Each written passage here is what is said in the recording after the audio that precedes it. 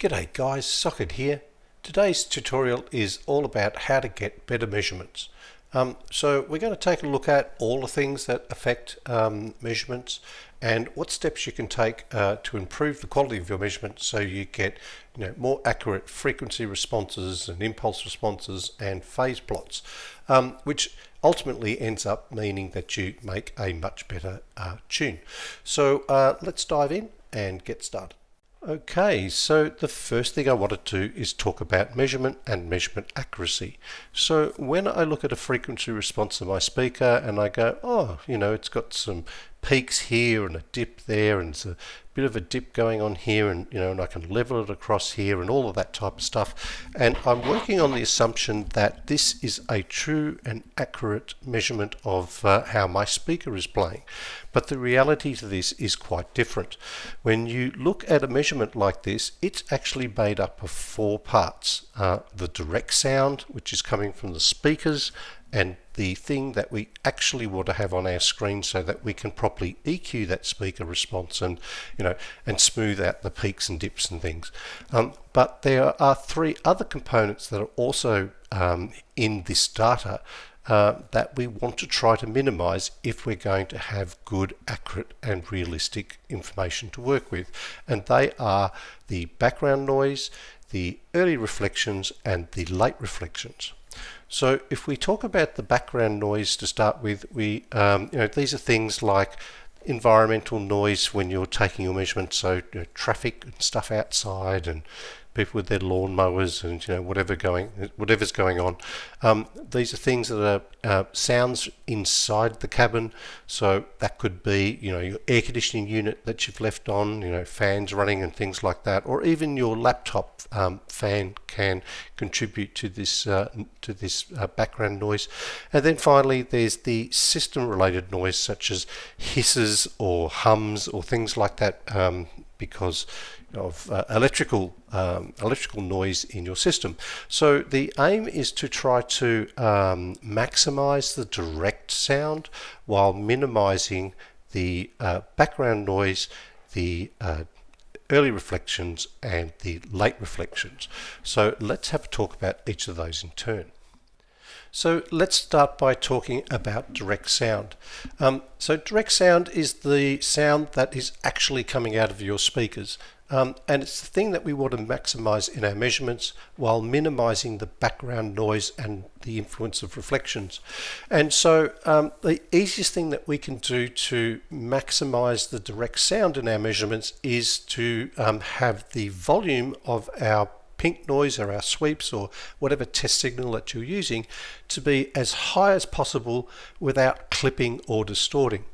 So if your volume level is really low, then the background noise and other things are going to be much higher relative to your measurement level, and it's going to be what we call a low signal to noise ratio, which I'll talk about in a little while.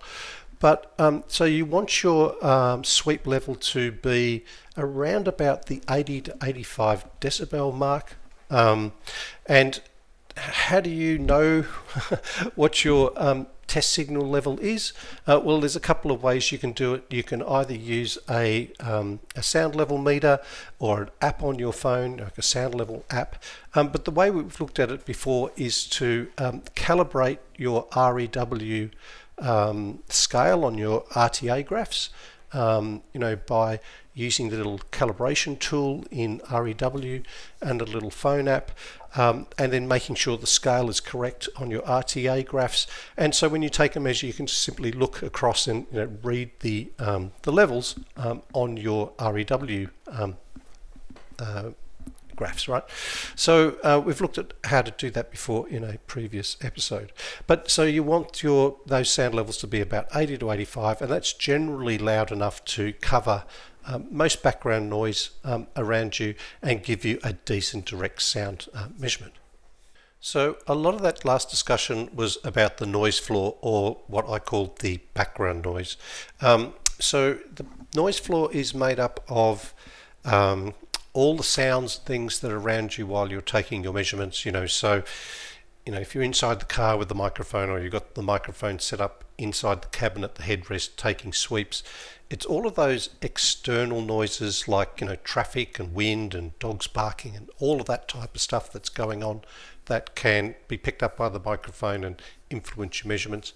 Now, you don't have to be too worried about it. Sweeps and pick noise are pretty good at filtering out all of that random external stuff. I've done tuning with people standing outside the car having conversations, and it hasn't really affected the measurements. But if you're trying to get the best measurements you can, then you want the environment to be as quiet as you can. So ideally, with all the windows and doors closed and inside a garage or something where it's nice and quiet, or I know people that actually do their tuning late at night to avoid as much external noise as possible, but as I said, it's not totally necessary, but certainly the quieter the better for the quality of your measurements. The other part of the background or noise floor is the inside noise of the cabin, right? So often people will do tuning with their cars running because their battery is getting flat, and that introduces a huge amount of noise floor. So it's always preferable to have a battery charger and all that type of thing, and not have the engine running. That's a pretty obvious one. But other things that are less obvious that you might forget about is turning off the heater fan or the aircon system, or things like that, or even the fan on your laptop can create noise inside the car. Or if you're doing moving mic measurements, having a cable that's not sort of tapping or knocking on the door card or on the side of the laptop or something as you're waving the mic around, that little tap tap tap thing does introduce problems in your measurement. So try to avoid that if you can. The other area of that causes the noise floor to be high, for want of a better term, is what I call system noises. So these are hums and hisses and things that are coming from your car audio system, and sometimes they're associated with wiring problems. But if you can hear hisses or other sounds in your system when there's nothing playing, it's usually that's not normal. You should your cabin should be quiet, and it's usually a sign of something to do with some interference with the wiring, or more often than not, your amp gain is turned up too high. And so if you haven't got wiring problems that you know about, then the first place I would start is by just turning down the amp gain to see if you can get rid of that hiss. But certainly hissing and things like that add a huge amount of noise floor to your measurements. Now, the other one that can add noise floor is your microphones. So try to avoid using a microphone like a Apple or a Android phone to do your microphone measurements. While you can get measurements using just a phone and the phone microphone, they're not ideal, certainly at the low end of the frequency. If you are going to use, a laptop mic or a phone microphone, even a super cheap, little Dayton external microphone, or a lapel microphone or something like that, is better than the microphones in your laptop or your phone. You'll get better measurements with that. But ideally, you will have a medium to reasonable USB or analog microphone. I use the UMic 1, which is perfectly good for getting great measurements. The other one I use is the ECM 999 Superlux, which is very cheap analog microphone. But there's a bunch of different microphones around. Don't be guided by just the two mics that I use. But a microphone doesn't have to be super expensive. A reasonably cheap to moderately priced, $100 or something like that can get you a pretty good microphone for doing your measurements. Depending on whether you're doing, moving mic or analog sweeps, a USB or an analog mic is what you're after. But certainly your microphones can the cheaper ones can certainly add a lot of a background noise to your noise floor. And while we're talking about mics, the other one that is probably a little surprising is the what we call the mic gain settings. So how sensitive you have your mic turned up, and this is usually a settings in your sound settings in Windows if you're using a laptop. When you have your mic gain turned way up, it actually, yes, it boosts the recording of the test signal, but it also boosts the noise floor. So what you want to do is turn your mic gain down and ideally turn your signal level up, rather than having your signal level high as a result of having a very sensitive microphone. So I like to, where I can, set my mic gain level at around about the 80% mark to avoid excessive floor noise from the mic gain. Okay, so now that we've talked about all the different sources of things that contribute to the noise floor, let's go have a talk about the noise floor itself. So we're going to pop into REW just to have a look at this. So under the distortion tab, you will find a little setting here to display the noise floor in your measures. And so, as I said, this is the noise floor made up of all those things, your system hisses, the external noise, fans going off on the laptop, and all of this type of thing. And as you can see, this measure, the noise floor here is around about 18 dB, which is, pretty quiet. And then in this particular window, you can then click on fundamental, which is essentially your measure. And so you can see the noise floor is here and the measurement is here.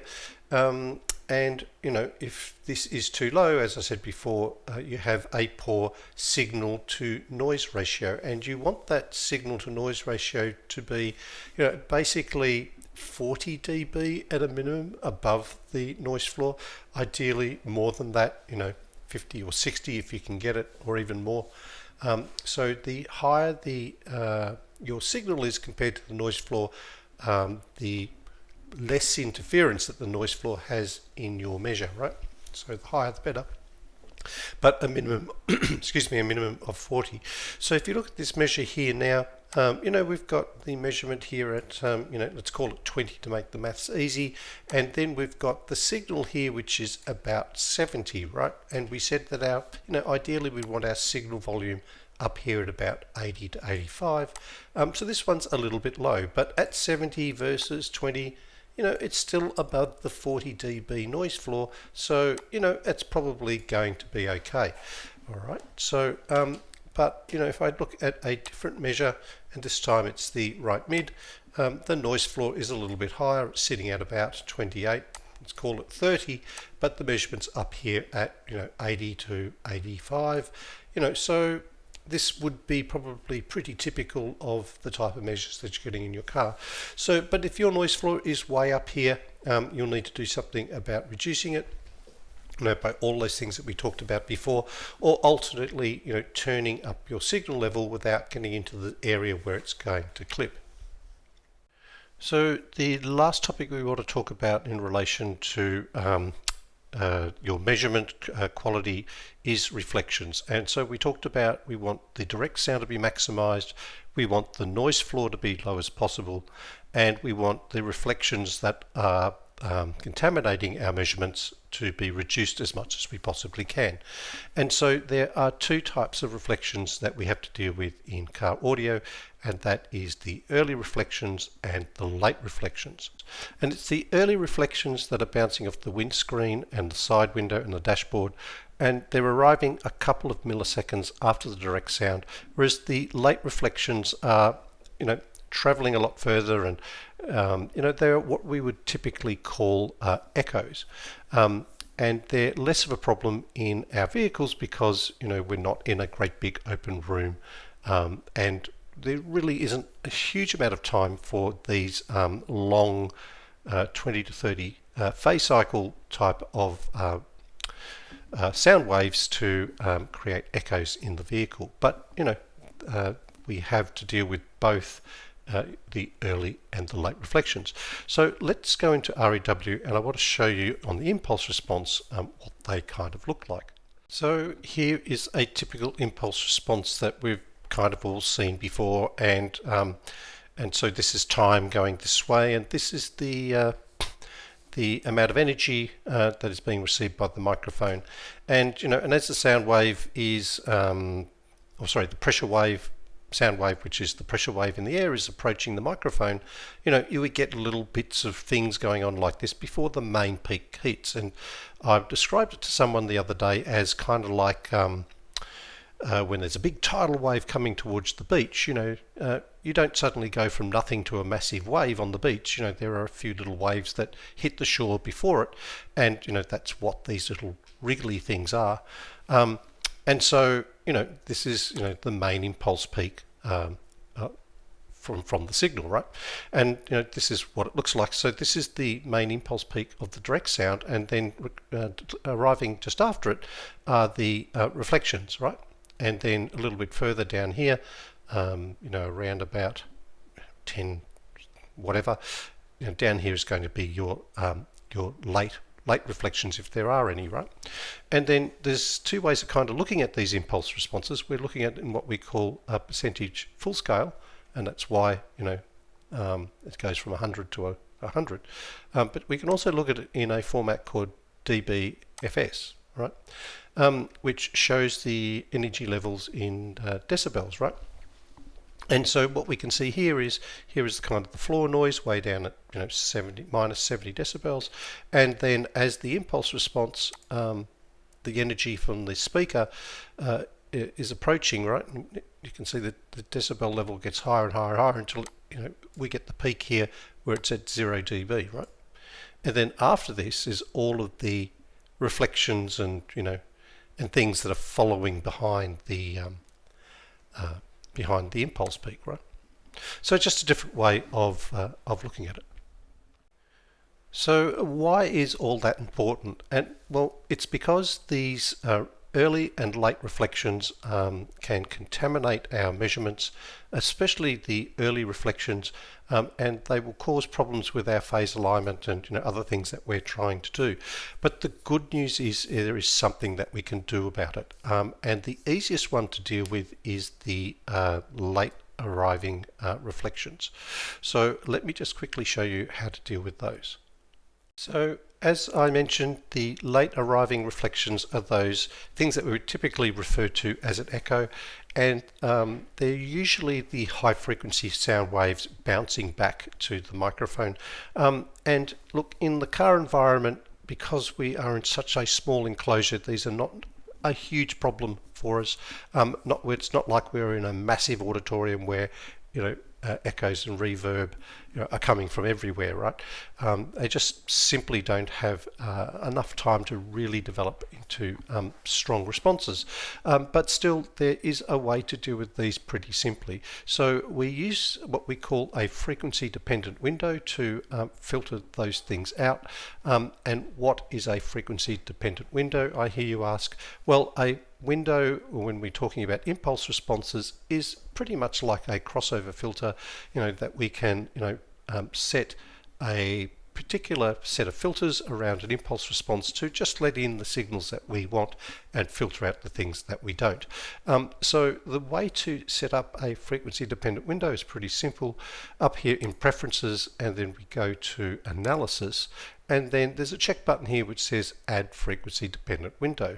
So we'll just click on that, and the setting to put it on is 24 cycles. So why 24 cycles? Well, 24 phase cycles is kind of like a pretty conservative limit to put on, because it's sort of around that range and beyond that we get those echo signals.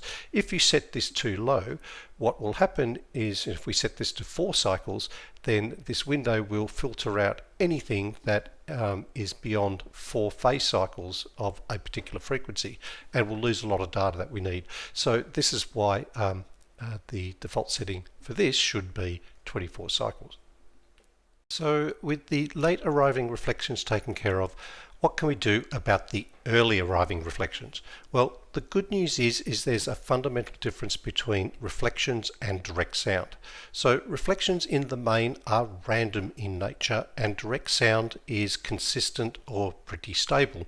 And what that means is that we can take advantage of that by doing multiple measurements or extending the length of the measurement itself and adding all of that stuff up, because the randomness of the reflected sound will tend to cancel itself out with increasing number of measures, whereas the direct sound will sum up, for want of a better term, and get stronger in terms of its presence in the final signal and the final measurement. And so how do we go about that in practice? Well, let me take you into REW and I'll show you. So how do we go about increasing our averages and our sample length? Well, if it really depends on which technique that you're using to do your measures, but let's say that you're using your USB mic and you're doing your moving mic method. Well, it's as simple as taking multiple measurements and then averaging them out. So let's pretend that these are all the same speakers, right? Something like this. And then all I do is hit average responses down the bottom here. And now I've got down the bottom, I can clear all of that out and bring up measurement 43, this new average. So that is the average of the 5 measurements that I just took, and what this will have is more direct sound content and less reflected content than I would if I just had one measurement. Okay, so that's how you approach it if you're doing the moving mic method. If you were doing the sweep method, then we would be using the sweep tool in REW here, and there's a couple of ways that you can do things. So first of all is the length of the measurement. So at the moment I've got this set at 256, but you can increase that or decrease it if you want to have quicker measurements with less information. But for example, you could kick that up to 512. Now as I change it, you'll notice what happens to the sweep timer over here. So going from 128 and to 256 going to 512 will increase it up to 10.9 seconds per sweep. Okay, so I usually leave it at 256. It's a good compromise. The second thing that we have here is repetitions, right? So this means that instead of taking a single sweep, you can take 2, 4 or 8 sweeps, and you can see that the timing, if you did 256 for 8 repetitions, and so what it would do is run through the sweep cycle 8 times and take 8 separate measures and then give you the average result. It would take 43 seconds per measurement, right, to do those full 8. But that's okay if you've got plenty of time to take measures, all good and well. I certainly take no fewer than 2, and so often you'll see me in some of the tutorials doing double sweeps. But it is a trade-off between how quickly you want to do your measurements, how much time you want to spend on them, and then the level of accuracy. But each time you do them, you should see that the noise floor, the more measurements that you take and the more averaging that you do and the longer those sweeps are, the lower the floor noise should get. Alright, well, the other technique that I really haven't touched on but is valid for taking multiple measurements is the multiple mic array, or using a single fixed mic and moving it to different positions to take multiple single measurements. Now, I'm probably going to do a completely standalone video on mic arrays and multiple mic measurements, so I'm not going to go into a massive amount of detail in today's tutorial because it is a huge topic all of its own. There are a lot of people who are huge fans of microarray and taking multiple position measurements.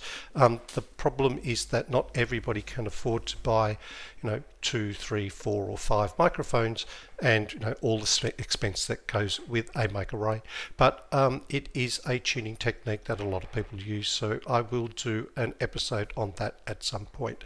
But in the meantime, if you have a microarray or you want to have a crack at multiple mic measurements, I say go for your life. It is a great way of getting more averages around the listening position, and certainly can result in a much better measurement than just using a single microphone in a fixed position 100%. So we've taken care of the noise outside the car, we've taken care of the noise inside the car, we've turned up our measurement level to about 85 decibels so that we're getting a good strong direct sound signal. We have turned on our frequency dependent window to take care of the late arrivals, and we are taking multiple measurements now to try to reduce the influence of those early reflections. So it sounds about we've pretty much done everything we can. Well, that would be true, but I have one final tip left to share with you. So the next tip for improving your measurement accuracy is all to do with your microphone calibration file. So all microphones have a degree of phase shift inherent in them, and it generally affects the base end of the frequency range of their measurements.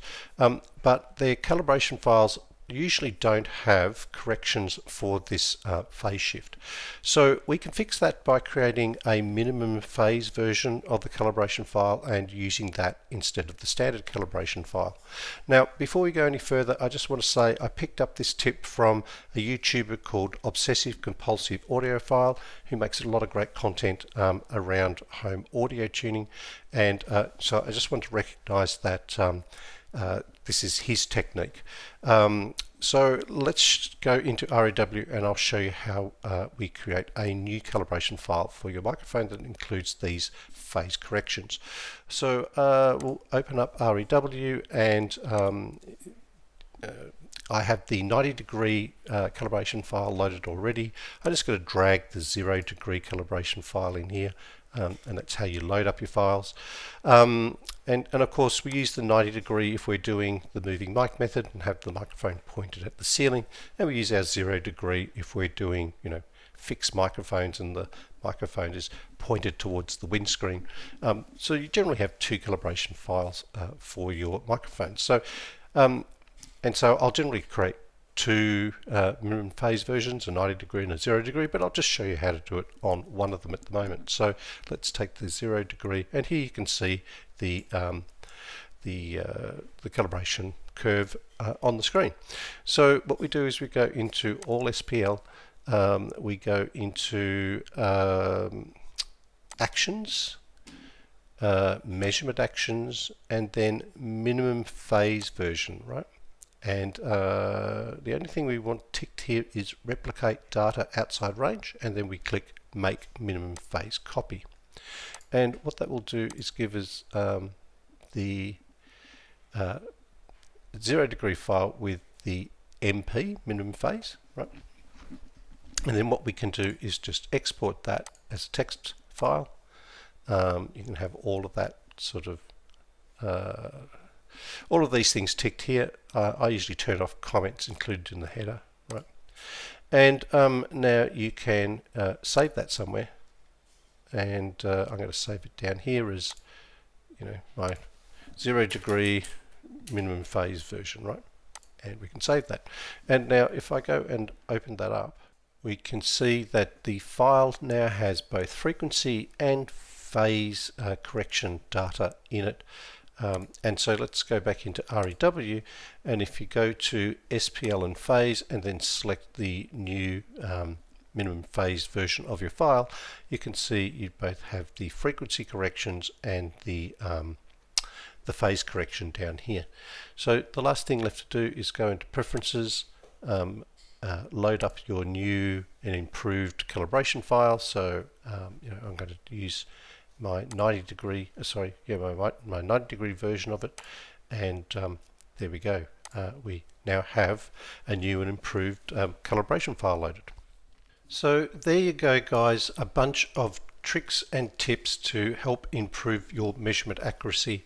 Now, if you've already halfway through your tune and you've taken a bunch of measures, don't be too concerned if you haven't done all of these things. I've done plenty of tunes just doing single measures really quick, in noisy environments and things, and everything has turned out perfectly fine. But if you're the type of person that wants to be super accurate with your measurements, then these are the types of things that you could do to improve them. So guys, I hope you enjoyed that video. Once again, as always, thank you so much for watching and your continued support, and I will see you in the next episode.